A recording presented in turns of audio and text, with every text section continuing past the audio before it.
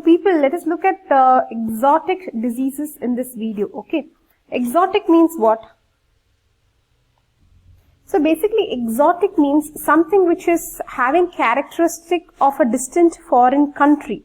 It is probably originating in that distant foreign country. So you have heard of exotic birds, exotic fruits, exotic animals, a lot of things, right? So this is something that is coming from a different country, and here it has become exotic, right? So otherwise in this country it doesn't occur unless it has come from there, right? So something like that is exotic.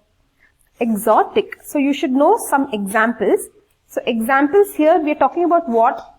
Exotic diseases we are talking about. Unfortunately here we are talking about diseases, exotic diseases, right? So exotic diseases, let us look at exotic diseases. In India, yellow fever is exotic. Interesting, right? In India we don't have yellow fever unless it comes from somewhere, right? From outside. So these people have to be screened for yellow fever who are coming into India. In UK, rabies becomes yellow fever. Rabies becomes exotic disease, right? So there is no rabies in UK, right?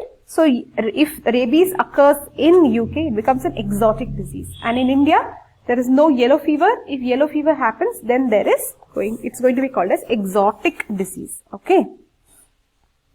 So what is the significance of exotic diseases? So let's conclude this video with significance of exotic diseases.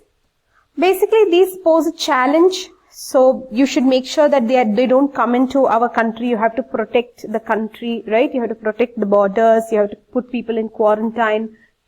And let us say somehow it escapes and this disease still occurs in the people.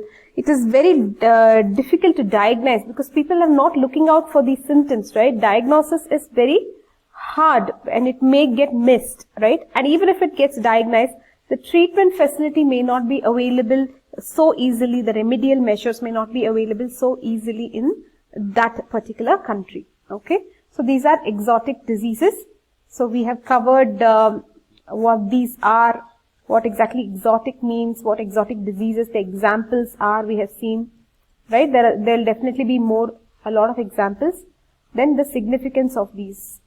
So that's all for now guys in this video. We'll meet you in the next video. Bye bye.